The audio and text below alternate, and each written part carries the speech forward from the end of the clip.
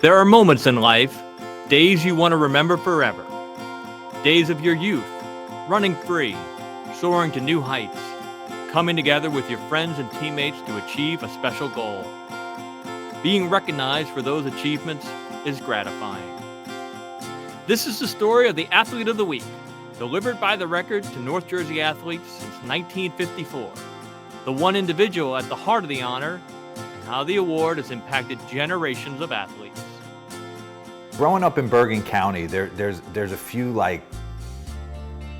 athletic achievements you want, right? You want to be all county and you want to win Athlete of the Week. I don't think I can say enough things about every kid who's ever had the Athlete of the Week, how special it is for them. North Jersey's so lucky to have somebody like Charlie McGill who does this. You know, his touch is just is remarkable. It's a very special group to me, and whenever I used to go back to the high school, I'd always look at the newer pictures. It was a huge honor, and I was just humbled that I was chosen. Being chosen Athlete of the Week remains one of the highlights of my athletic career. Name an artist who has his work displayed in every town in North Jersey. There's only one, Charlie McGill. Since 1954, McGill has sketched over 3,000 North Jersey athletes and counting. Several have become famous pros, movie stars, or maybe it was the best athletic week of their life. Well, Athlete of the Week was a pretty big deal for high school athletes in Bergen County back then. Talking 1968, and had been for a good 14, 15 years. A lot of things had to fall in place for you to win that. I mean, you're taking on every person that's competing from, and it wasn't just relegated to the top of the line high schools, the group fours. I mean, there was guys from group one who could win it, girls and guys. It didn't matter. You were taking on everybody who was competing in any sport at that time. So for you to have what they perceived to be the best week of any athlete was a big deal. I think it's like the crowning jewel, both individually and for your team. When somebody gets an opportunity to have that selection, that's forever. I always thought it was the coolest thing. My dad won it in 1960. He was a pitcher at Woodridge High School, and I saw Mr. McGill had drawn the caricature of his face, and it was always something that I thought about. And every week, you'd open the paper and you'd want to know who won Athlete of the Week, whether it was a track star, a wrestler, football player. It didn't matter. It kind of ran the gamut, but it usually was like that big kind of landmark thing in Bergen County that you wanted to win. When it first started in 1954, the Athlete of the Week award was given to a Bergen County football player. Then it was expanded to all sports. The first female Athlete of the Week was Diane Lovato, a gymnast from Pascack Hills in 1972. As the record expanded, there were male and female Athletes of the Week chosen from Bergen and Passaic counties. Today, the format is one male, one female athlete from North Jersey, nominated by their coaches through a phone call or email. The accompanying stories are short and simple, but the drawings, the cartoons as they are known, are legendary.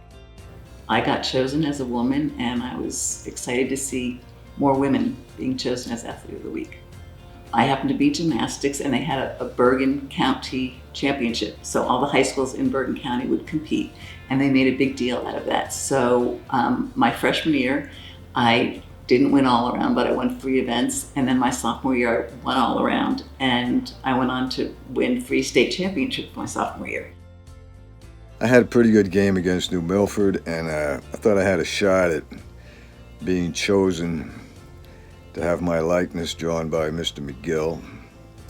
And when I was chosen and my picture was in the paper and all that, I was thrilled and excited and proud and honored.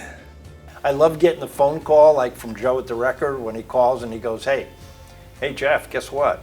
I go, man, this is like so excited. My heart still flips for all that when that comes in. You know, when you nominate a kid and then the call comes that yes. You know, that I get it. I'm so excited, all right? And every kid, regardless of where they are, they know what the Athlete of the Week means. They see the wall they see all those images, and then when they are told that yours will be up there, wow, they know how special it is. I was out with some buddies, drove home, and my mom and dad had a banner up for me, like a little makeshift banner when I walked in the foyer, and in the living room it said, "Congrats, Athlete of the Week." And I just kind of knew what that meant, that he was going to draw my face, that I was going to get in a paper, but not only that, to kind of honor my dad. He had won it 32 years prior to that, so it's kind of a cool little thing. And I made it a point when I bought my house and I lost my dad in 2012. I made it a point, that was one of the things I did want, and I wanted to put it up in my office and kind of show how we had both won it together. McGill was a struggling student at Dwight Morrow who stumbled into art class and then attended art school at what is now known as Manhattan School of Visual Arts. McGill thought he could do a better job with the record's Player of the Week, that's what it was briefly called, by doing a hand-drawn portrait of the winner, and approached then record sports editor Al Del Greco with an idea. McGill started for $25 a cartoon, and the first sketch to appear was of Seymour Cy Schwartz, a football player from Hasbrook Heights in 1954. McGill just kept drawing and drawing. His distinctive lines, black and white, soft but strong, became the signature part of the honor. They were works of art, and so is he. It's quite unbelievable, but Charlie next year will be drawing the Athlete of the Week for 70 years. And let me tell you, in any business, whether it's newspapers or restaurants or anything else, that level of dedication is unseen. And it's great to have someone that after 70 years is still so excited, so passionate, and so dedicated to what he does and dedicated to the athletes of North Jersey.